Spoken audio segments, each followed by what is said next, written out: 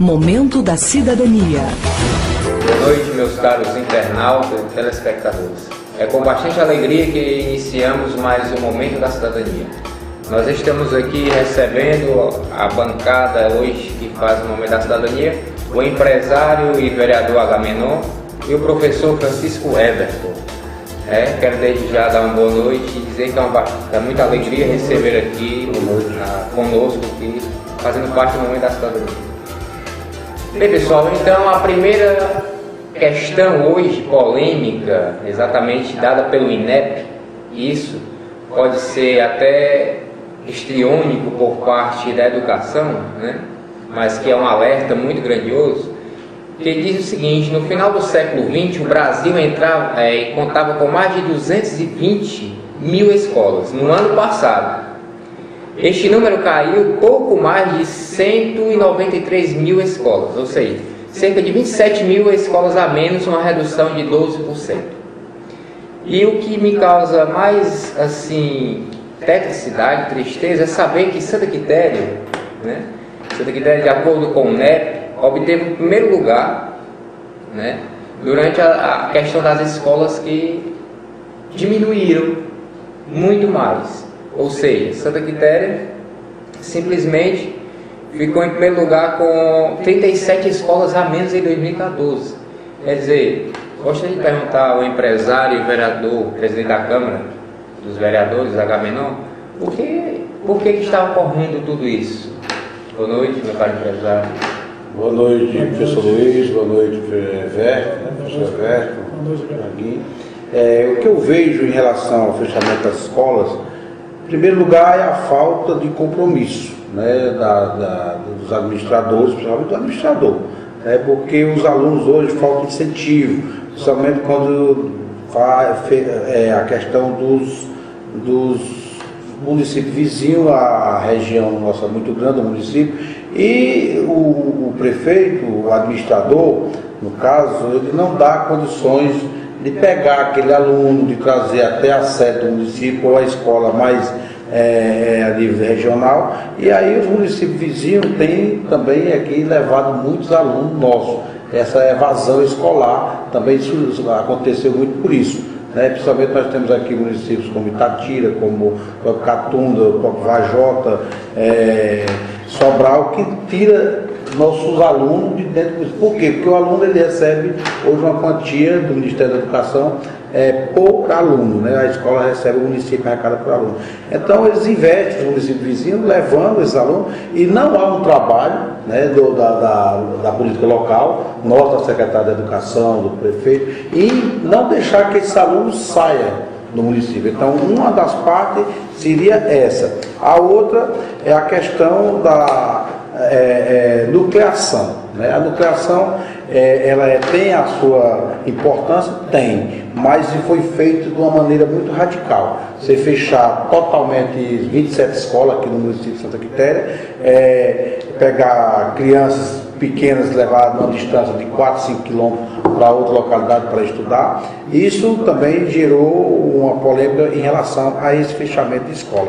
Eu acho necessária a nucleação, sim, desde que ela fosse feita de uma forma bem mais trabalhada, não de uma maneira tão radical, onde houvesse uma centralização do primeiro ano, do segundo ano, do terceiro ano, que não fosse misturado, mas que não precisaria fechar esse total de escola de uma forma tão radical. Seria a minha versão. A falta de acreditar do próprio ensino, dos próprios alunos, achar que Sobral às vezes oferece uma condição melhor, um transporte melhor, uma merenda melhor, seria também essa parte. Mas eu não vejo mais muito também o município perder os alunos. E vejo como muitas escolas fechadas também por uma questão administrativa, política local.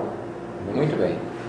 Professor Francisco Everton, meu caro, boa noite primeiro, é uma alegria poder recebê-lo aqui conosco. E essa questão, você como educador, como é que você vê essa queda estratosférica sobre a educação, escolas fechando? Como é? Se tem menos escola, estima-se que tenha menos educandos e mais analfabetizados. Por favor, professor. Boa noite, professor Luiz, obrigado pelo convite, é um prazer estar aqui. Boa noite, Agamenon. Boa noite. Desculpa, vereador e presidente da Câmara Agamenon. Boa noite aos nossos telespectadores, internautas, né? Bem, a questão é caótica, né? Um problema sério, porque a educação, ao meu ver, eu como educador, e muitas pessoas também pensam assim, é o caminho, né? O caminho para essa nação se desenvolver, para o município, o estado, né? O Brasil, se desenvolver em todos os seus segmentos. Se há recursos, né? Destinado para que haja o quê? A universalização, né? Que é para estar se multiplicando e está reduzindo, então está errado. Isso impacta onde?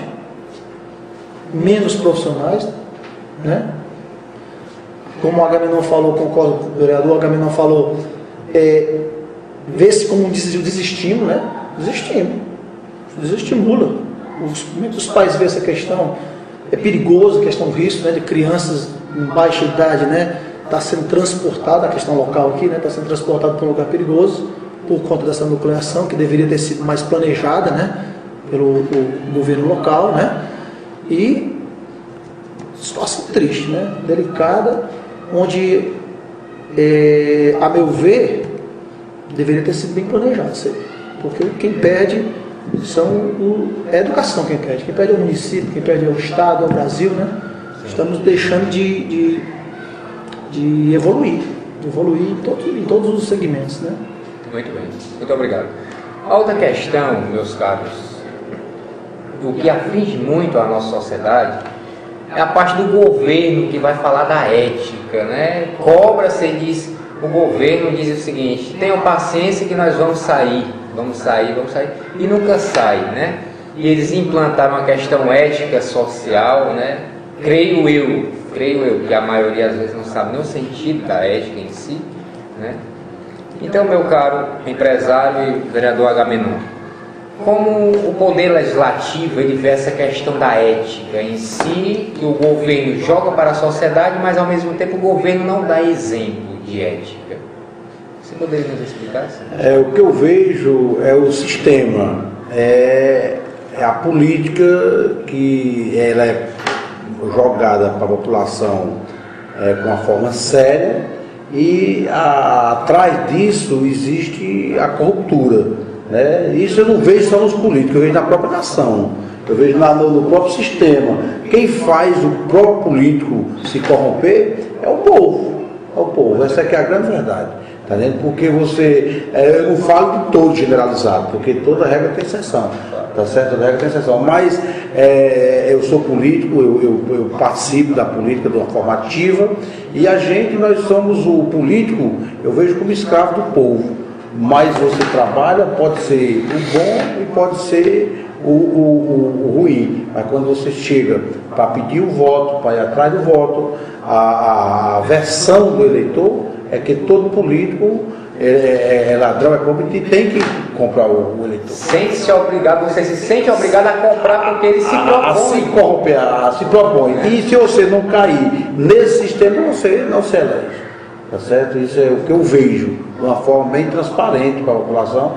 Se joga numa propaganda de televisão, numa propaganda de cartaz, numa propaganda de ouvido, de som, né? Uma imagem do político, se cria a imagem do político, mas se você pode trazer um político melhor que tem, com melhores pensamentos, botar para ser candidato, que a população não vai entender. Eu vivencio isso, né? Porque tem que ter um trabalho mais que muitas pessoas entendem que tem que ser dessa forma.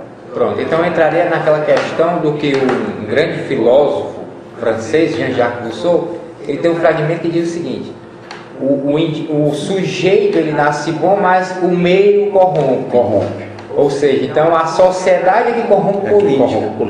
É o eleitor, na verdade. Não todos, né? Não podemos dizer todos, que toda regra tem exceção.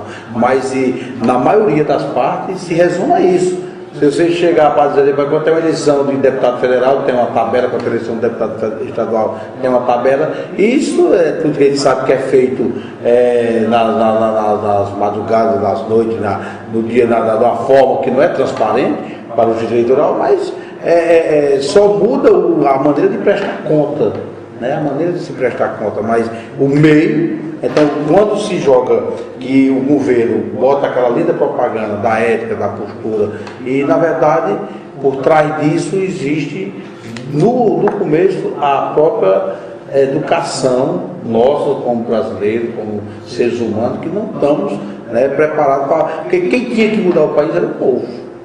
Se fizesse, se não se corrompesse. E o povo faz o político se corromper. Muito bem, muito obrigado.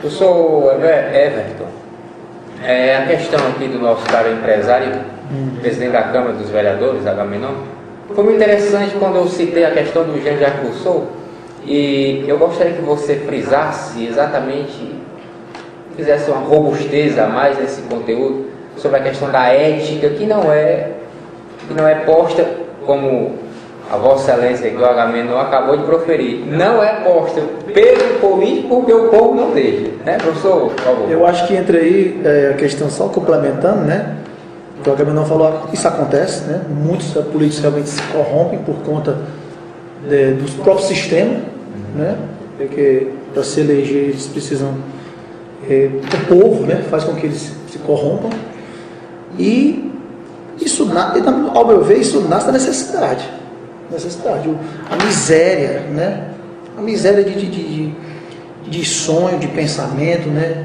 de vontade, né, o que ele falou, só o povo pode mudar isso aí, né. Tem um filósofo que falava também na questão, você falou do meio, né, Vygotsky também falava da interação do indivíduo, né, com o meio, né. Se ele não tem recurso para ele buscar condições dignas de vida, né, muitos fracos vão pedir, né, vão vender o voto, que isso não é ser ético, né, nem o povo e nem o político, isso não é ser ético, está longe dos princípios da ética, da moral, né, defendido pelo que eles professam lá principalmente lá no Congresso. Lá no Congresso, vindo de cima para baixo, está longe, né, de ser ética, né. A gente estuda a ética na filosofia, na sociologia, né, a gente vê que a fundamentação não tem nada a ver com o que eles pregam, né, professor? Você, como um defensor da tese aristotélica, né, para ser ético eu tenho que ser ético primeiro comigo, né?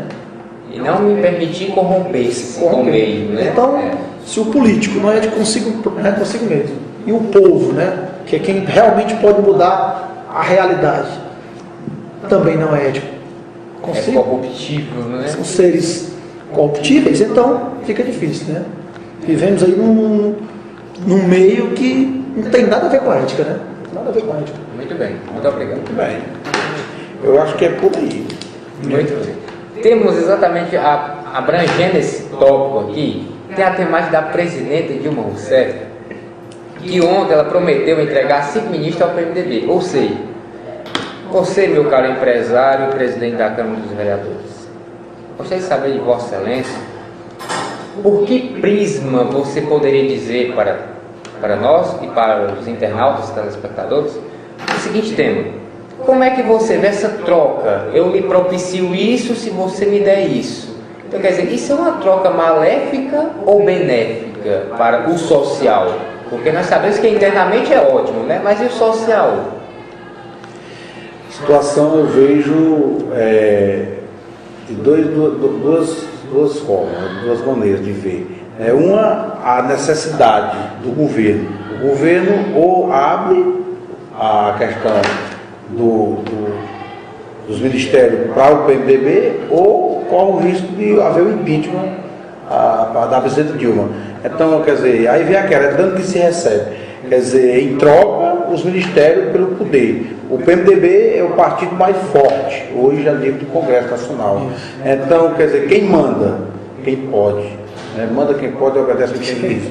Então, eu vejo muito, a corda só quebra do lado do mais fraco.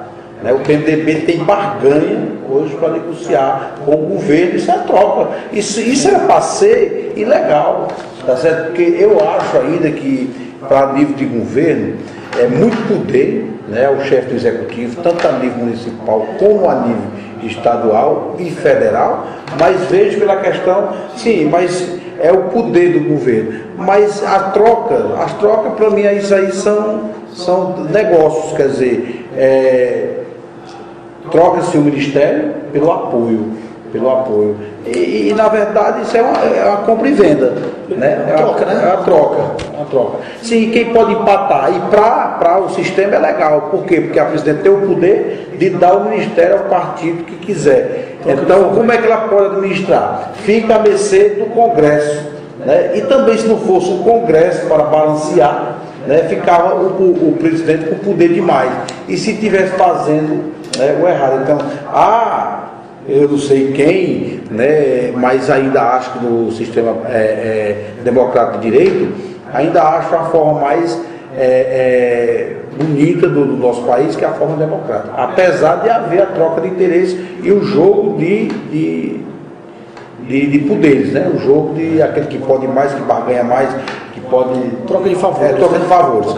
Então, isso vem gerar lá no voto para o eleitor, de novo. Né? Do jeito que o eleitor vê essas trocas em cima por barganha, o eleitor aqui embaixo, porque é que pode dar para o PMDB em cima disso? Tem a compra de equipamento, tem as empreiteiras, tem uma série de jogo de interesse, tem nomeações de cargos, né, que você nomeia ministério, quantas pessoas não vêm ali agregadas, né? E como é que se pode colocar um partido pequeno para ser maior do que quem tem 200 deputados? Então, fica difícil, né? O PMDB não encara uma eleição majoritária, mas fica com o comando de administrar o país. Sempre foi assim. A mesma coisa é as câmaras municipais, onde não existe. Mas existe esse equilíbrio, né? Existe esse equilíbrio, mas quem manda são os que podem mais. Isso está bem claro. Enquanto a população não acordar que tem pessoas que são capazes, que tem pessoas que tem raciocínio mais do que talvez uma pessoa porque é rica, existe, isso aí eu questiono, tá vendo? Porque existem pessoas que têm habilidades políticas, administrativas, de administração, e que às vezes a população não coloca porque não é apadrinhado por um grupo político, porque não tem uma bagagem política. Na hora que se lança candidato, não tem o apoio, já está fora de cogitação. Então isso é muito ruim para a nossa democracia, para a nossa sociedade, para o nosso futuro, para os jovens, que eu acho que tem que pensar diferente. O pessoal tem que realmente pintar a cara e buscar uma ideologia diferente, tem que partir dessa juventude, porque os costumes estão muito atrasados. A nossa cultura, volta para a cultura do nosso povo, do toma lá, me dá cá. Então é bem claro que é só uma troca, é negócio. Muito bem. Isso, meu caro empresário, presidente Agamenon, você falou numa questão muito primordial e primacial: pintar a cara e as ruas. Veja bem, em 2014 surgiu as caras pintadas, foram lá, desculpa, não foi 2014, eleição para presidente passada, que a senhora Dilma Rousseff foi eleita. Pintaram as caras, foram lá, fizeram tudo que tinha direito. E a senhora Dilma ganhou. Então, quer dizer, o povo realmente está sendo corruptível, né? Porque foram às ruas, pintaram que não quiseram mais, reivindicaram e no dia da eleição voltaram. Então, quer dizer, você da palavra, é pouca vergonha para uma sociedade isso, né? Posso falar? Pode. O que eu vejo em relação a Dilma, houve mascararam a imprensa mascarou a administração Dilma, o país, a questão do crescimento, né? O crescimento do país. Infelizmente, venderam o país todo por uma reeleição para se manter no poder, né? Não sabia onde era que a conta que ia pagar, e é por isso que hoje o país não está. Tá certo? Povo, né?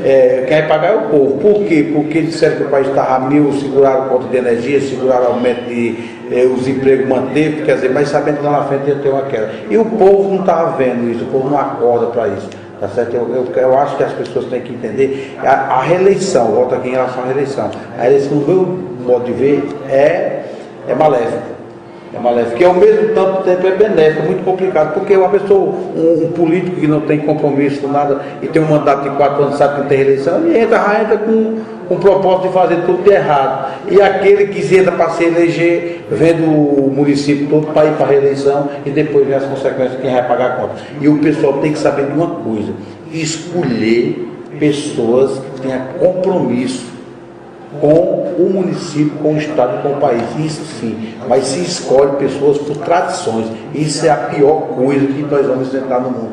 Quem é deputado é filho de deputado, quem é senador é pai de senador, quem é governador é pai de governador, quem é prefeito é pai de prefeito. Isso é muito errado. Tem que se tirar lideranças pela sua capacidade de administrar e não pela sua tradição política. Voltaríamos à monarquia. Então. A monarquia. Muito bem. Meu caro professor Everton, aproveitando aqui a questão, né, que o nosso caro empresário e presidente dos vereadores do Poder Legislativo, Agamenon, exatamente frisou que estaria voltando à monarquia, né, ou seja, vai por questão hereditária, né, de pai para filho, de filho para neto e assim sucessivamente. Então, quer dizer, há esse tipo de troca, como ele exatamente frisou, que é muito maléfico, né, ou seja, não dá oportunidade ao novo. Do seu ponto de vista, professor? O ponto de vista é péssimo, né? Porque isso vai impactar lá, como ele falou, da corda quebra no mais fraco, realmente quebra no povo, né? Quem vai pagar a conta é o povo que está mal educado, né? Está mal instruído para escolher. Para eu escolher, eu tenho que estar bem educado, eu tenho que ter uma boa formação, né? Conhecimento, então, né? Conhecimento. Então, essa troca de favores vem lá, eles tomam lá da cá, que é imoral, né? Horrível, feio, né? E o povo vendo isso, vai fazer a mesma coisa, não tem ética lá em cima, não tem princípios lá em cima, então faz a mesma coisa lá embaixo, né? E quem vai arcar com as consequências é o próprio povo, que é CPMF. Somos nós. Somos nós, né? O CPMF para cá, aumento de imposto, tarifa, né? E tudo. E tá aí, o Brasil afundando como previa, né? Dr. Enéas Carneiro, né? Que mais de 2 décadas atrás. O Brasil vai afundar. E está aí. Como o vereador Agamenon falou, a escolha tem que ser realmente escolher um dos melhores, né? Não que seja mantida essa tradição, essa como é que eu vou dizer, essa permanência, né, no poder. Que ela pode ser horas maléficas e horas benéficas, né? Uma certa hora benéfica, né? Então eu vejo que é preciso saber escolher. E para isso o povo tem que estar preparado, tem que se preparar. Precisa de investimento. Mas Karl Marx dizia, né, que o Estado não quer o povo capacitado, preparado para escolher. Meu amigo. Então, há controvérsias aí, né? Né? Como é que eu vou formar bem esse indivíduo aqui que vota em mim? Né? Que vota em quem eu quero? Né?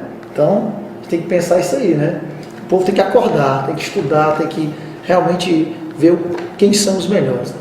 É isso, eu penso dessa forma. Eu não sabia que o professor Everton era fã de Karl Marx, mas isso é bom saber. Já estudei, não sou fã, mas já estudei. Muito bem, é ótimo. Já estudei um pouco de filosofia e sociologia. Tem muitas pessoas que vão ficar muito lisonjeadas com essa observação de Karl Marx, né? Os alunos vão... Com certeza. Vão ficar surpresos, comunista, né? Socialista, né? Muito bem. Mas não sou, né? Não sou. Pronto, só fiz fazer aqui uma citação, né? Muito bem, obrigado.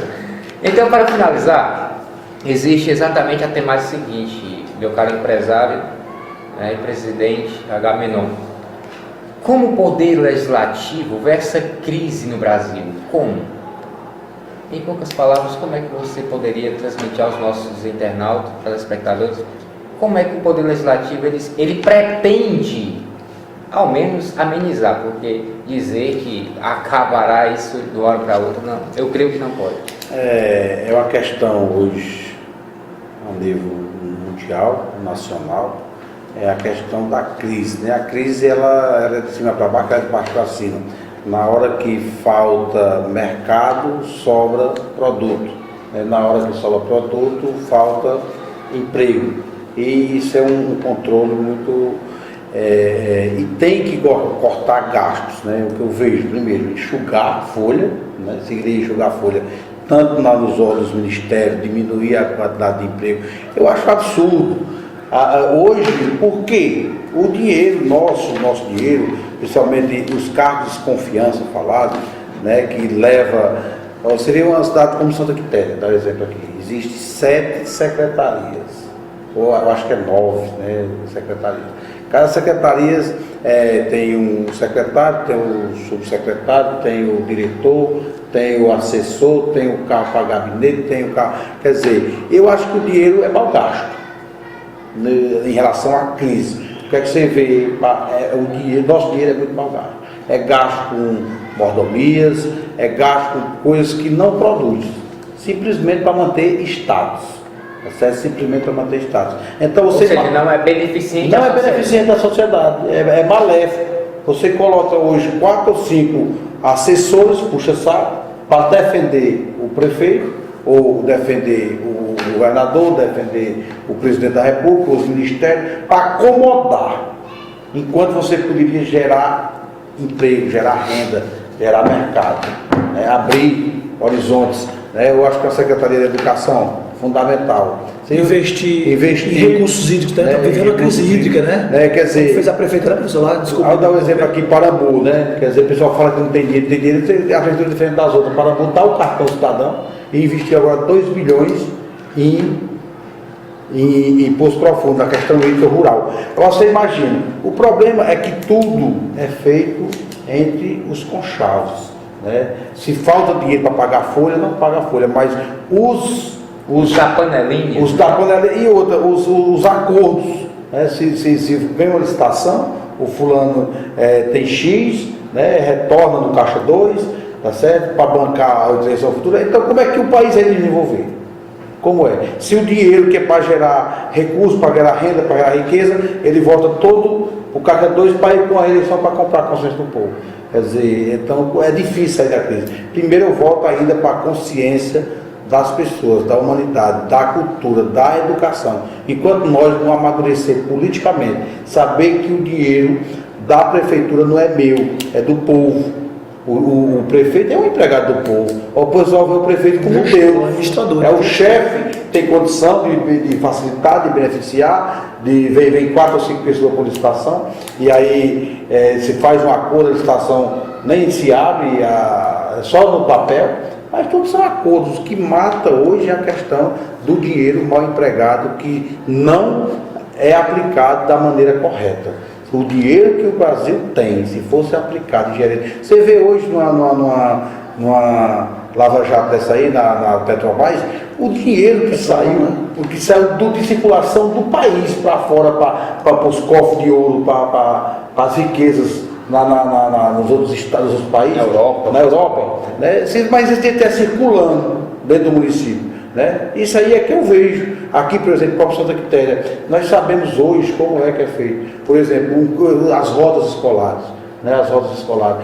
Quanto é que é pago o quilômetro de uma roda escolar? A empresa repassa. Se um dia eu chegasse a ser prefeito da Santa Quitéria, o transporte escolar a prefeitura era para pagar. A prefeitura é uma empresa. Ela era capaz de gerenciar o recurso da prefeitura. Não pegar o transporte, fazer a licitação, uma empresa ganha para gerenciar, pagar um transporte que custa R$2 o quilômetro, a empresa recebe por 4 e paga 2.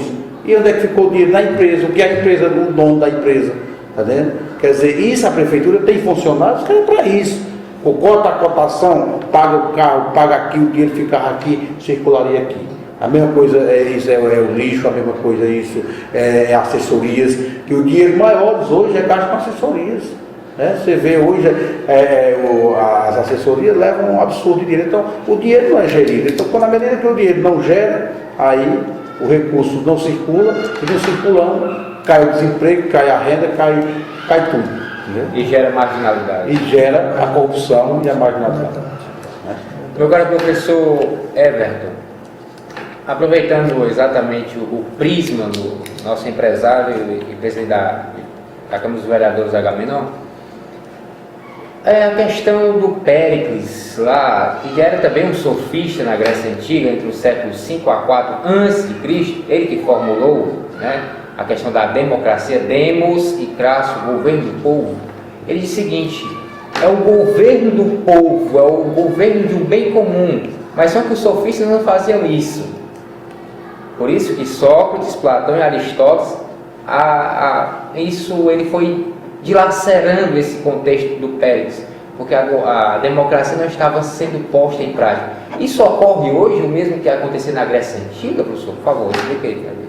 É o que está acontecendo, né? É o que está acontecendo, né? É verdade. Não está sendo... só temos o pior ou melhor? Rapaz, era para ser... Era para termos democracia, né? Mas o que temos, na verdade, o que é? É uma roubalheira instalada, né? Corrupção, nós temos aí um governo cleptocrata, né? Cleptocrata, né? Cleptocrata, exatamente. Governo de marginais. Isso, né? porque é como a gente falou aqui hoje, a questão gira em torno da educação, da ética, né? Da moral, né? Para quê? Para eu ter uma vertente correta, né? Então, se o governo, lá em cima, mostra para todo mundo que eu posso te comprar porque eu tenho, né? O governo, nós vimos agora o ministro Gilmar Mendes diz que nessa roubalheira toda aí do Petrolão, o governo PT está com dinheiro para se reeleger mais 8 candidaturas, é isso. Então, quer dizer, muito dinheiro envolvido. Como o vereador Agamenon falou, se esse dinheiro estivesse aqui no país, né, gerando renda, emprego, por isso nós estamos à mercê da marginalidade, né? Quem sofre com isso somos cidadãos de bens, né? Que enfraquece tudo, educação, economia, tudo, todos os segmentos, né? Todo segmento é enfraquecido com isso. Então nós realmente não temos a democracia, né? Na real da palavra, né? Não temos. Infelizmente. Muito bem. Então, meus caros internautas e telespectadores, aqui vai ficando por aqui mais um Momento da Cidadania. Espero que todos tenham aproveitado o conhecimento do nosso caro empresário e presidente da Câmara dos Vereadores, Agamenon, e também do professor Everton. Então, desde já, o fragmento de hoje fica por conta de Aristóteles, né? Aristóteles vai dizer que a busca da excelência não deve ser um objetivo, ou seja, um ponto final, mas sim um hábito, buscar todos os dias. Uma boa noite, muito obrigado aos convidados.